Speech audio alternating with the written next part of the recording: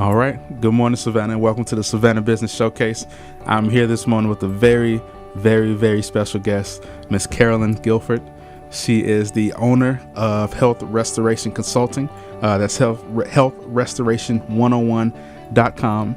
And we've met previously. We had a great time. We walked and talked at the park, and she inspired me. So I can't wait to just give you guys some of her knowledge. So this is gonna be fun. All right. So welcome, Carolyn. Thank you so much. I appreciate you inviting me to be on your show.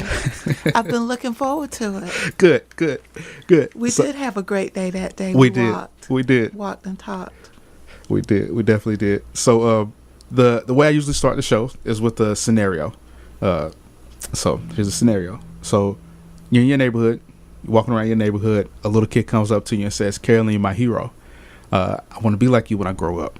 So in the language that a 10 or 12-year-old can understand, what does it take to be Carolyn Guilford? I think it takes passion for what you do. I think it takes a commitment to whatever your plan for your life is. My plan came about as I worked in ICU at Canla Hospital. Mm-hmm. I wanted to know what makes so many patients not be able to get well. They get well enough to leave the unit or to leave the hospital, but before long they'd be back. Mm-hmm. And I wanted to know how to reverse that pattern, because first and foremost, I didn't want that to be me. Yeah. I didn't want to be in ICU. I loved it when I was there, but I was not on the patient side. I was on the staff side of the workings of ICU. But I knew I didn't want to be a patient. So I think that it takes a passion for what you do, the commitment to follow your dream and do what is important, what you think is important in your life. That's true. And whatever it is, whether it's being a nurse or being a photographer or a radio guy. Very true. My wife was looking at some stats last night. She was saying just how many people don't make it out of ICU, like just how hard it is to even come out. Isn't that sad? Yeah. Now that was not the case when I worked in ICU. That was several years ago, and I understand that things have changed, but they, to me, have not changed for the better. And so what I like to do is teach people how they can have a better life. And that means taking ownership of your life and doing what you need to do for yourself, regardless of what the prevailing culture is doing. You have to own your own life and make decisions that you can live with, and that's what I've done, and that's what I teach my clients. Awesome. Yeah, so we talked a little bit before the break, and we talked before, and I'm just realizing that you kind of had a life at a work history of just helping people, from the ICU to real estate and now to health consulting. Yeah. Well, my aunt was a nurse. I didn't know what a nurse was, but I knew she looked good in that uniform. And so when people would ask me what I wanted to be when I grew up, I tell them I wanted to be a nurse. And it does come easily to me. Helping people, taking care of folk does come easy to me because I guess because I had that aunt who was a nurse, but I also had a very nurturing mother. And they made life wonderful for me. Okay. And I try to do that with my customers and my clients. Yeah. So we'll get into the consulting because you have a lot of great information for people as far as health goes. Because like I said, you inspired me as well. But so just tell people a little bit about your background, like where you from, and how did you get from there to consulting now? I was born in Savannah. I've been here my whole life. I've never lived anywhere else. I've traveled, and I love traveling, but I love coming home. I started in ICU. But before that, when I was in high school, I had a fabulous teacher who taught me something that I never knew would be the most important thing that she taught me, and that was how to do research. How to find your own information. You don't have to rely on asking somebody what's their opinion. Right. You can dig it out yourself. And today with Google, it is totally easy to do, to find the information that you need to do whatever it is you need to do. But from ICU, I sold real estate. I left that. I worked as the nurse at the jail. Had a good time. I was loving that. But in all of the jobs that I've had, I always wanted that question answered. What is it that allows people to continue to be sick and not be able to really regain their health?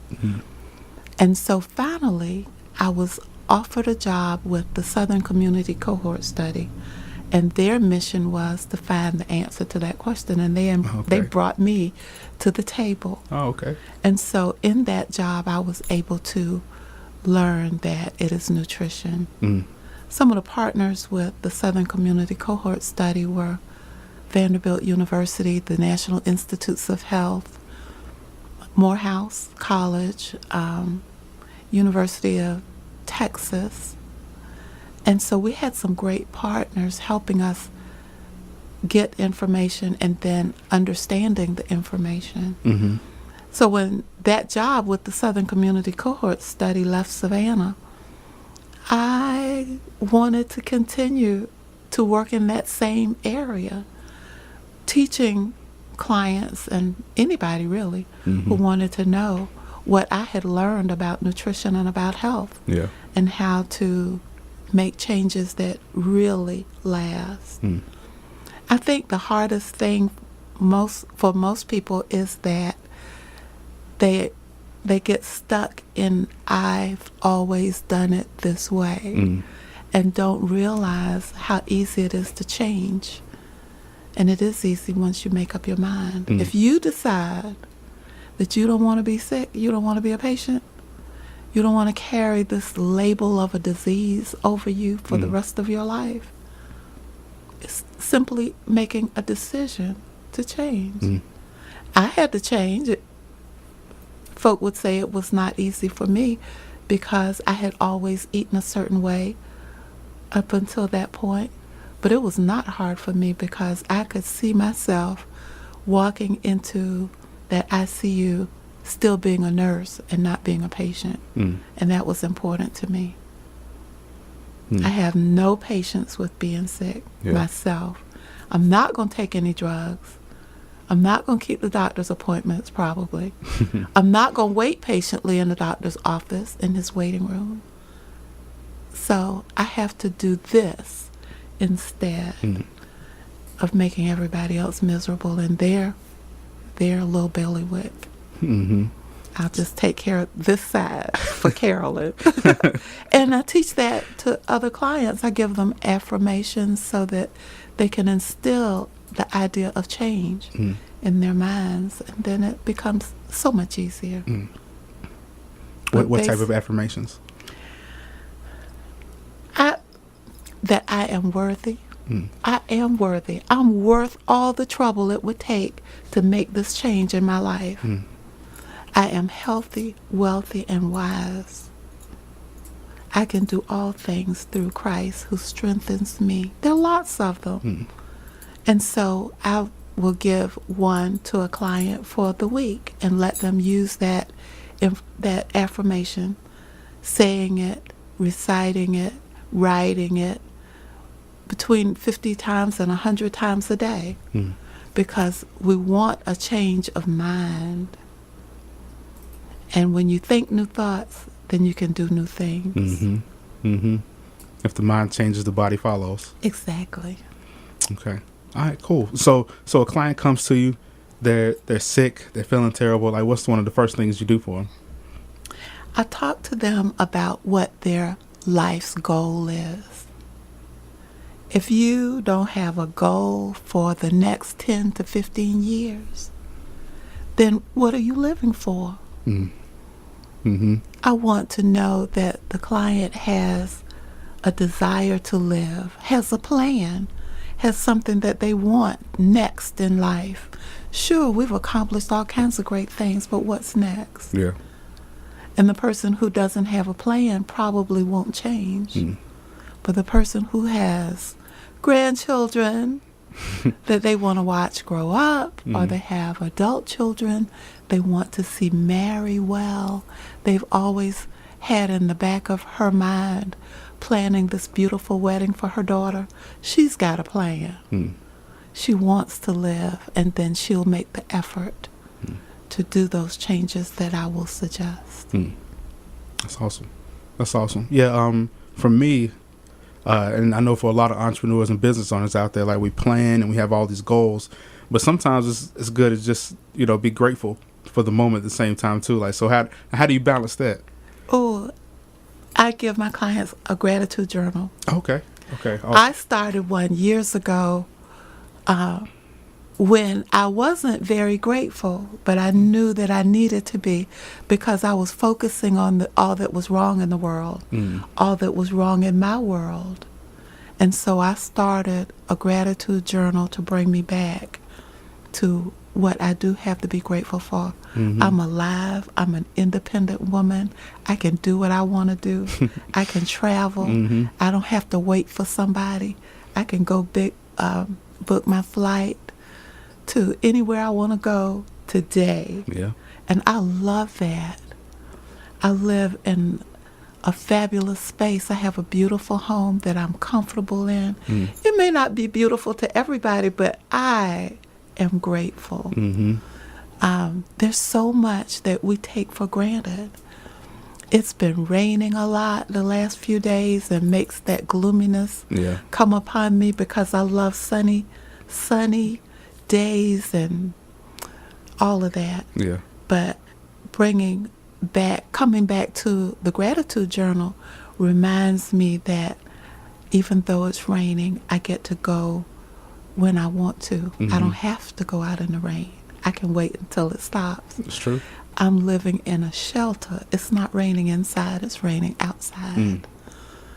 I have so much to be grateful for. I can go out and walk in the rain if I want to. Yep. And enjoy that. So much to be grateful for. And so that's one of the things that I like to share with my clients. We have to have that balance between the ups and the downs, and to be grateful for them all, because even in the downs, even in the down times, it wasn't always that way. And it won't always be that way. Things change. That's true. The good into the bad, and the bad into the good. Yep. And it teaches us strength. We know that things will change again. I don't fall into a depression because things are bad right now. Right. Because they won't always be bad.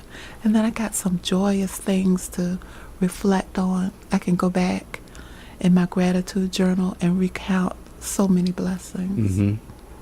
And so I give my clients a gratitude journal, and I can't make them keep it and write it, but I encourage them to write in it every day. And also to write in their plans for the future, that great life. Everybody wants a great life, but you got to plan for it. Yeah. You got to make it happen. It's not going to fall out of the clouds onto you. True. Got to work. You got to go get it. I love this new airline commercial that talks about, I can't remember which one it is, which airline, but it says, the best in life comes to those who go. And that means get on the airplane and go fly to the place, or go do the thing, go out and seek the thing you want, and do it. So what type of clients are you seeing? Like, who's the main type of person that comes to you? Primarily, my clients are folk who want to be well. They've been to the dark side. They've gotten that diagnosis that made their skin crawl, or made their hair fall out or something worse. And they want now to learn how to really get well. Primarily, my clients are folk who have had a diagnosis of heart disease or diabetes or cancer. And they're not willing to give up. They're not willing to just say, okay, okay, you say I got 2 months to live, goodbye. No, they want to live. They've got something to live for. And so they find me, either through referrals or from somebody that I've worked with before, or like that. Gotcha. And working with them is actually a joy, because I take away the fear and give them hope and teach them how to walk in that faith and hope. And it's all about the change. They have to change. Yeah. And I'm sure they have to want to change too. They have to want to change, and they don't tell me, but it's so hard. Because it's not hard. It's just a matter of making a decision. And I help them come to that decision, that they're worth it. They're worth the effort that it will take to make these changes. It is forward and not backward. I like that a lot. You're worth the effort. Absolutely. If you think you are. I am. But absolutely. But absolutely. Right? Yeah, so, yes. Yeah. So am I. Yeah. Okay. So you told me a story before about just these. It was, I want to say it was a couple or a man who was a grill master, and he just didn't want to change. He did not want to change. He wanted, because this was his thing. Yeah. But he had a family, and he wanted to live. He wanted to see his children grow up. And so now he grills vegetables. Oh, yeah. Okay. Good. He does the grilled vegetables and is having a great time. Yeah. You can change. Even a grill master can see another side of life, can have the life that he really wants to have. And so often the information is not readily available about how to be healthy. So I take a lot of pride in bringing that information to people. Okay. So like what's one of the main things that people are doing wrong? Well, you talked about you brought up the grill master. It's the meat. It's eating a lot of meat. A lot of people think, and we've been told through the media for years and years and years and years, and folk believe that you have to have meat for protein. But that is not so. All of that is marketing. Protein from meats from animals is not the best protein for the human body. And if we are eating at all, we're getting enough protein. And if we're eating fruits and vegetables, there's protein in everything that grows. Otherwise, it couldn't grow. So there's protein in apples and oranges and grapes and pears and tomatoes and lettuce even. Every food that grows out of the ground has protein in it. The only person who is protein deficient is the person who's just not eating at all. Because if you're eating, you're getting enough protein. If you're eating animal protein, you're getting the wrong type of protein and getting way too much. Okay. So I've noticed that my main problem is that so I meet a lot of people, and so here's the problem, is that as soon as I'm ready to change, something comes up where it's like, here, like this smells so good, you can have it. So for instance, I started changing, started working out, and then I met a guy who owns it's called Big Boy's Cookies up in Statesboro. And he makes cookies, and they're delicious, and they are really, really good. But, I'm eating good, and I meet this guy, and he's offering me some delicious cookies. Like, how do you overcome that? Like, how do you overcome those roadblocks? Like, what do you tell people then? Like when Christmas comes up or Thanksgiving comes up, and they've been eating great for the last 3 months, but then now it's time to, dig into mama's cooking. Like, what do you tell people then? I say no, thank you. One of the things now, I have always been a cookie-holic. Okay. And so what I've done is learn to create recipes for the foods that I enjoy. Cookies, chocolate cake. I have this fabulous chocolate cake recipe. And so I make that a lot and I enjoy it, but I'm not going to have commercially made. Unless, like your guy who makes these fabulous cookies, can find a recipe that uses good ingredients, like whole wheat flour, raw sugar, not the white sugar and white flour that we're accustomed to. That just can't cut it. Gotcha. The food that you eat has got to have nutrients in it. Food is not just for fun. It can taste good, it can be enjoyable, but it's got to bring the nutrients. And if it doesn't, and it's made of white flour and white sugar and whatever else, eggs, milk, that's not going to be the right thing. You've got to always consider what your life is going to be the next day. True.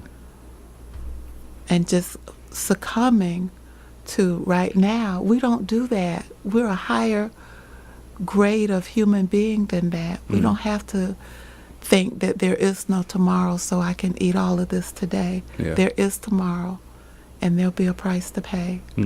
Now, I don't want to be in the emergency room paying the price for something that I ate when I can have just as much enjoyment eating something that is healthy and brings the nutrients, because that's what fuels the body, fuels our future, fuels today, fuels our thoughts, fuels our heart,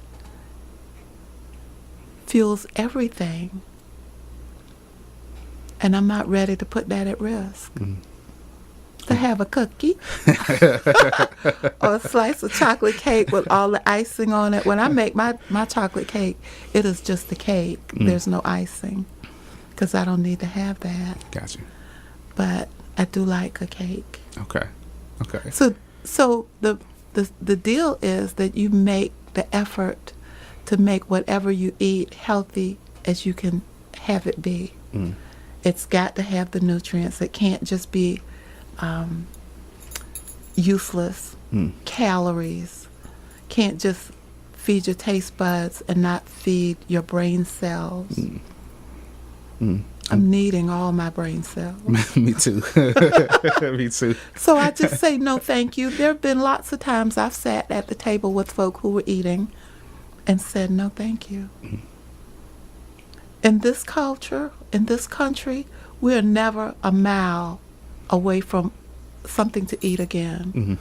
We can always find something to eat, and it may take 2 miles to get something really good for us to eat, but we're not far away from food like some of our ancestors and predecessors might have been. Food is not rare. I'm glad we're recording this so that I could play this back in my head. I'll just let you be my conscience for now. I'll play this again before every Thanksgiving and say no thank trip you. And everything. Just say no thank you. Or you have a talk with the hostess, the person who's hosting the meal, and let them know that there are certain things you don't eat. And so if they want you and they care about you, then they'll make sure that there's something there for you to eat. But if you go into a random restaurant, just order a salad and say no thank you to the rest. Okay. I'm gonna do it. I'm gonna play this over and over again so I don't forget. Okay, so we just real quick before we go to break, you may or may not have the answer to this question, but we just found out my son potentially we have to see a specialist to know the full diagnosis. We might have celiac or like some kind of gluten intolerance, and it does seem to help. We've been eating a lot more gluten free here recently, and it does seem to help because he's just had like terrible stomach pain. even at 6 years old. So it kind of sucks. But like, do you have any recipes or advice for like changing over to something like gluten free? If you don't, it's okay, but maybe you do. I don't know. I've read a lot about gluten free, and what I understand about gluten, this new gluten free whole thing, is when wheat is grown in the conventional manner, it changes the gluten in that wheat. So then the foods that you make out of that wheat potentially is that gluten problem for people in their stomach. Have you tried organic foods instead of traditionally grown products?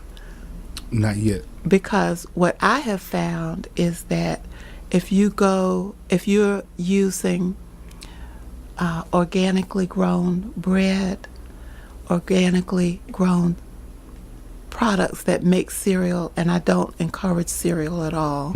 It's got too many ingredients in it.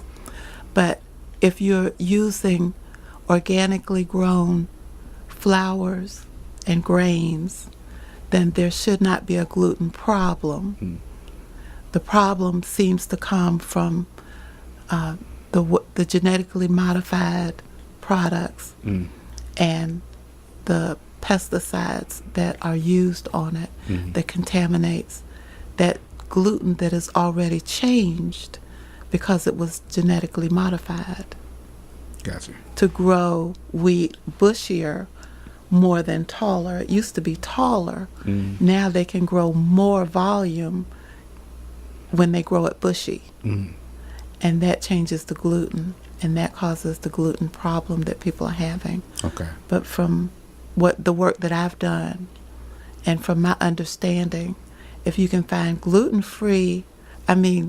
find organically grown, non-GMO products that are made with the good wheat, then the gluten problem shouldn't be a problem. Okay.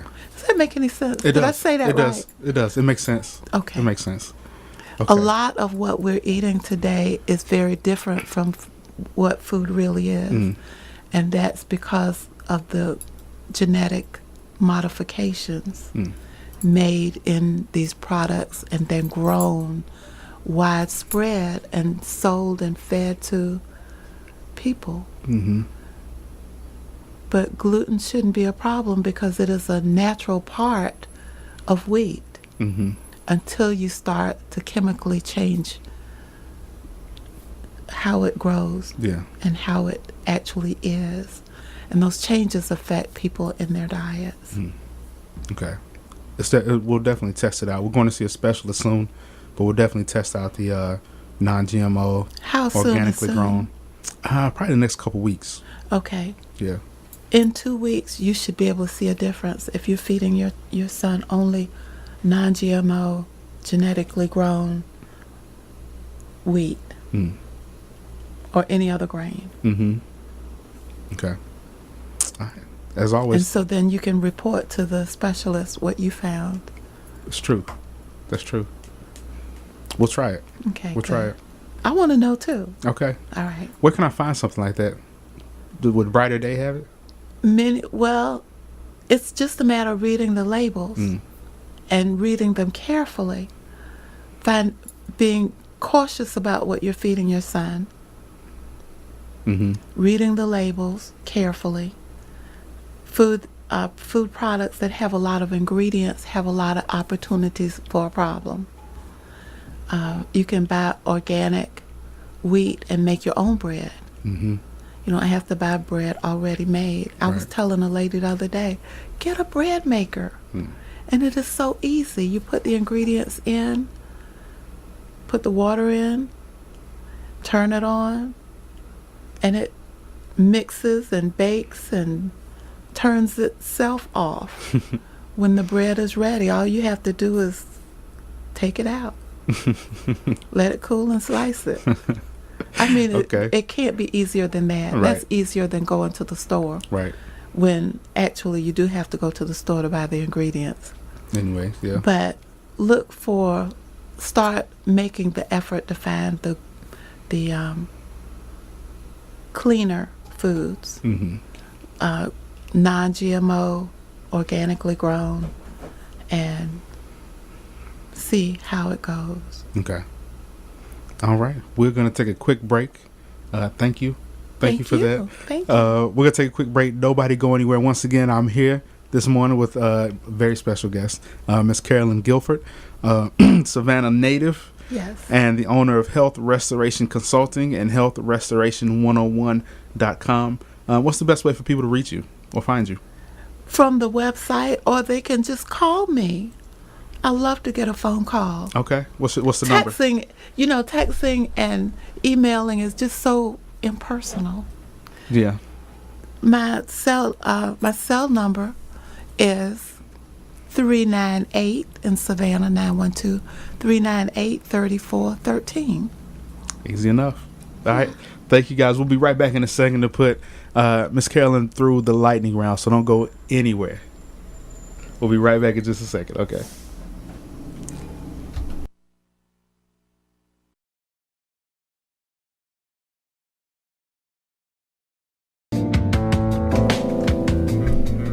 All right, Savannah, welcome back to the Savannah Business Showcase.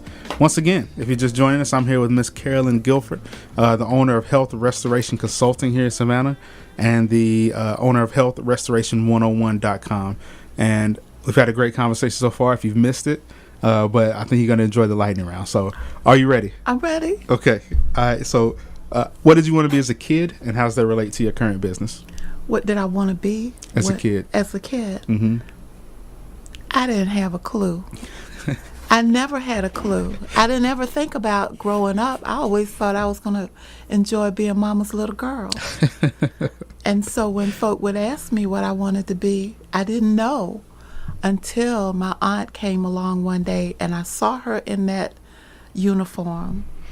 Around the house, she was just auntie in shorts and flip-flops. Mm-hmm. I had never seen her in this whole white dress thing with the cap and the white hose and the shoes. Yeah. I had never seen that until one day I was walking home from school and she was going to work. And we crossed on the sidewalk and I didn't know who she was. Really? Until she got right there. Yeah. And I said, that's what I want to be. And so I've always just said that. And I believe, too, that our words do come true. Mm-hmm. I never focused on anything else. I just said I want to be a nurse, and that's what happened. How do you approach failure in life? I don't embrace it. Failure occurs. There are always times when we won't get the outcome that we look for, but I just keep going. I just keep trying. One of my church members said to me one day, she said, "Carolyn, you never give up, do you?"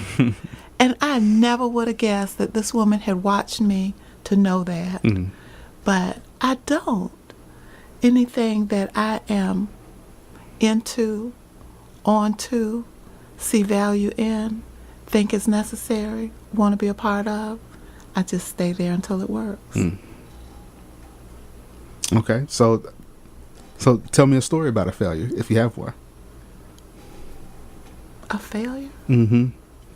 Well, let me see. Okay, I'll tell you, but it turned out good. I sold real estate, and I was loving it. I was having the best time. I was having the time of my life because I was having the opportunity to see in other people's homes, see how they live. Had an opportunity to go into the parts of Savannah I had never seen before. I didn't know about Pooler. I didn't know there was a Pooler. Wow. Had never been to the south side, like beyond Armstrong. I didn't know there was any place beyond there. I didn't know. And so I was really enjoying selling real estate. I was with a great company. We were having a great time in the company as well. And the interest rates went up. And I thought about it, and I stayed as long as I could. But I said, "Carolyn, you got this house payment. you have a child, you got this new car payment that your broker said you needed to upgrade Oh, man. to a new car, and I did that.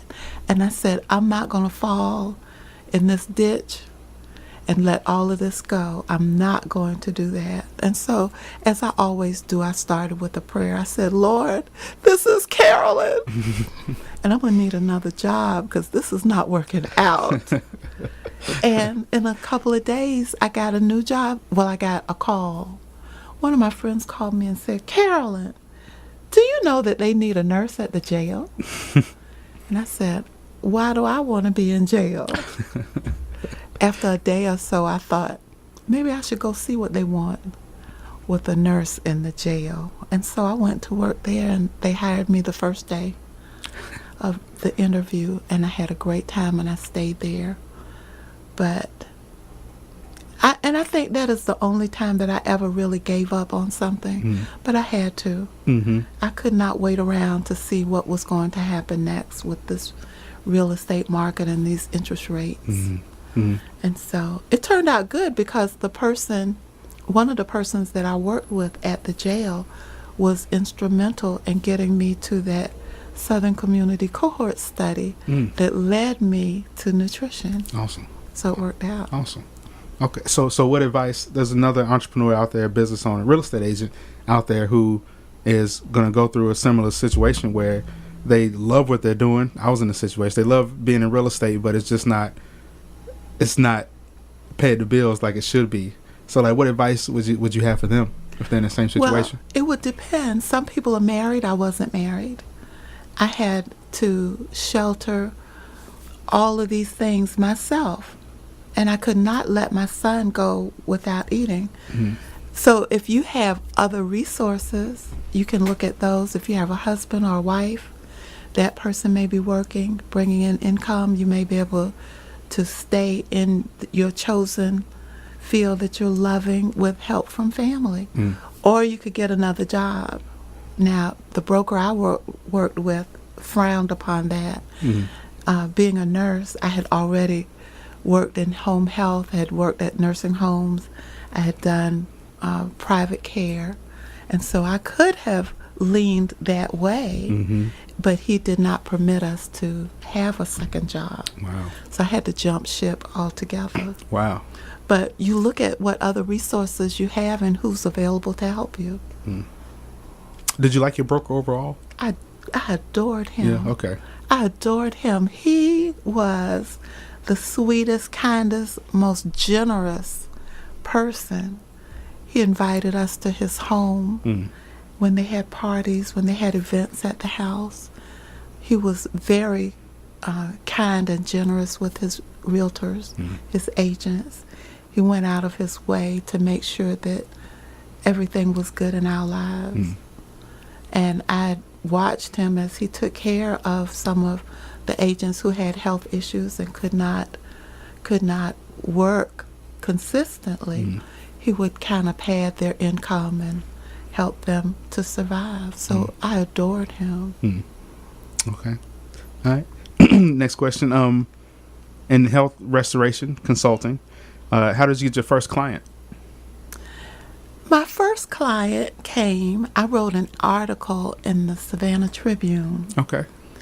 I've always loved to write. My first article that I wrote was during the real estate years. I wrote an article about how to finance your home.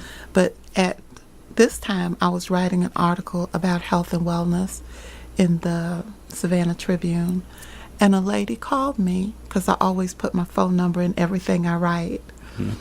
And she called me and said that she had been to the doctor. The doctor had said her diabetes was advanced. And that it was time to take off one of her feet. And she was adamant that that was not going to happen. She said she'd rather go back the way she came than to have her parts cut away. Yeah. And she asked me if I could help her. And I said I could. And I did. And she, even to this day, after all these years, she still has both feet. She lives independently. And she's a beautiful woman. She followed what I asked her to do. Yeah. That's beautiful. What? So you have a son, right? I have a son. Okay. What did you teach your son about entrepreneurship? Or did you? Oh, I tried to teach him that it is better to own your own work. And I didn't know it by that name as being an entrepreneur, but I tried to teach him that no matter who he went to work for, he would always be able to work on his own, have something that he owned, whether it was newspaper route, which he started early with, and cutting grass in our neighborhood. We had a beautiful neighborhood with a lot of grass. So he had steady work over the weekends. But I tried to teach him to always have something that was his own, because you don't know what's going to happen on a job. Right. That's true. That's true. A few more. Okay. What's your favorite book? Actually, my favoriteest book is the Bible. The Bible teaches us about what to eat, a lot about what to eat, and a lot about what not to eat. And we miss that. I stumbled upon it myself because I was reading the Bible. I had committed to reading the Bible from beginning to end in the summer between 11th and 12th grade, because I wanted to go to art school, but that didn't work out. So I had this whole block of time with nothing to fill it with. So I decided I would read the Bible. And that's when I stumbled across Leviticus and Deuteronomy, where the word tells us what to eat. Yep. And so that basically is what my program is based in the Levitical laws of eating. But there's more to know today about what we eat, because food is so different today, as you brought up about gluten in the diet. So food is very different today. Yeah, the wheat of the Bible is not the wheat of today. Exactly. Except you can find it, but it's rare. But you have to search it out. Okay.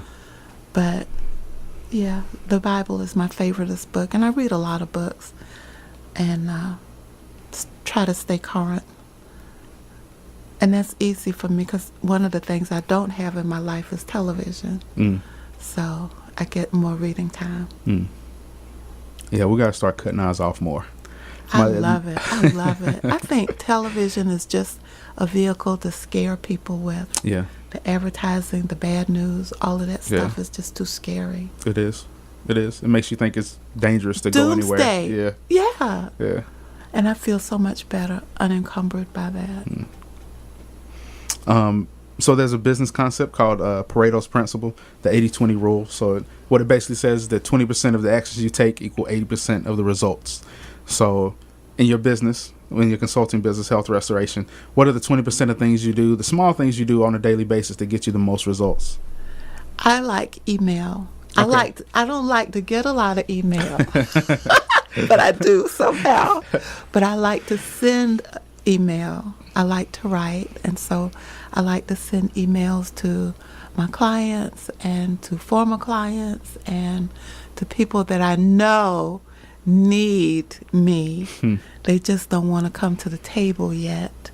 And so I send little emails and encouragement and questions and things to them. Let them know what I heard about, what I read about, what I learned about recently, so that they can see how that fits in their lives. I like email. Okay. And I get a lot of phone calls back from that. Yeah. So, Carolyn, really? Yeah. A lot of people don't. But that's key. Like, don't email a lot, but that's key. I like the email because I like email better than texting, because I can use both hands. It's tedious for me to text. Okay. And so usually my text messages are very short. Yeah. But I can get more information out in the email. That's true. And then I can send an attachment. That's true. Yeah, I That's like true. that. That's true. I'm a texter. Yeah, Yeah, a lot of we're people different, are, yeah. especially now. It's so easy and so convenient, and a lot of persons never learned how to type a lot. Probably, yeah. So they grabbed onto this thumb thing going on. And I do it, but I'm just not it's not as easy for me. It's not as flexible. You know, I don't always know where the letters are. I'm still doing the two-hand typing on the keyboard. Got you. Okay. Do you think this is your life's calling? Oh, it is indeed. It is indeed, because the way that I got into it by accident was really the answer to the prayer that I'd been praying in ICU. And I love it. And my clients get well. And we become friends. You know, the bond has set. And there's just so much enjoyment, so much joy for me to talk with people about health, especially when I know that it is the information they're never going to get from anybody else. Okay. Two more. What's your advice for entrepreneurial kids? So kids under teenagers who want to start a business. What advice would you have for them? What makes you joyful? What makes you happy? Could be anything. Start in that direction. Get some books. I used to live at the library. I lived in walking distance to the library. Everybody in the library knew my name. My mom would call and say, "Send that girl home." They knew who the girl was. Yeah. I was always in the library. Go to the library. Well, you don't have to go. Google it. Find what makes you happy and get all the information you can about it. And just go in that direction. I think the And library make a job out of it. Yeah. Create your own work. Yeah. I think the library is still key, though. I don't think we go enough. I don't think we go enough. Yeah. I love the library. Me The too. first time I ever went to the library was, we had a guy who lived upstairs from me who was a student at Savannah State. And I would sit at his feet and play with his books. And so then he started to bring me books for me to read. And then he would take me to the library, and he took me to the library the first time that I ever went. Yeah. And I never quit going. Yeah, I worked there for a little bit in high school. Was one of my first jobs. I've had a lot of them. But it was one of my first jobs that I worked at the library, putting books back up on the shelf. Yes. Yeah. I love books. Even today, I will go into the library or into a bookstore and browse the new books, and got stacks of books everywhere. It's terrible. Okay. All right. Well, last question. If you had a superpower or ability, what would you choose and why? What would I choose to be my superpower? The power to change people's minds. That's what I would do. I wouldn't leave it up to them to change their mind. But, you know, there's a lot of recklessness in that, you know, somebody else having the power over your mind. Yeah. But I would use that superpower for good. Of course you would, yeah. But that's what if I had a superpower, that's what it would be. It would be the ability to change people's minds so that they take ownership of their lives. I want everybody to own his own life and not wait for somebody else to tell them what they should do, or you should take this pill, or you should let me cut all your insides out to make you feel better. Yeah. You are not going to feel better. Yeah, that's true. Change your mind and then change your diet and your lifestyle. I would like to have the power to do that. Well, I think you already have that power. I'm trying. Yeah. I'm trying. I work at it every day. I do, because there's nothing more important in my thinking than being healthy. Because then you can do everything else you want to do. Beautiful. Okay. Once again, thank you for being on the show. Thank you so much for inviting me. I have enjoyed it so much. Good. Me Thank too. you. Good. I think you're going to help a lot of people. I think you have the superpower, the ability to change minds. So anybody out there listening, I think you've brainwashed them this morning. So that's good. You're so precious. Thank you. I hope so. Okay. So again, Carolyn Guilford, Health Restoration Consulting, healthrestoration101.com. How can people find you again? What's the best way? Call me up. Okay. And your number again? Send me an email. Go to my website. Join my mailing list. 398-3413. All right, okay. And as always, everybody out there listening, thank you for listening this week. Go out there and do something impactful. Be the change you want to see in the world. I love you guys. In order to change the world, you don't have to have $1 million and do something great. You can just go down the street and tell somebody you love them. So thank you guys, and I will see you next week. All right, goodbye. Thank you.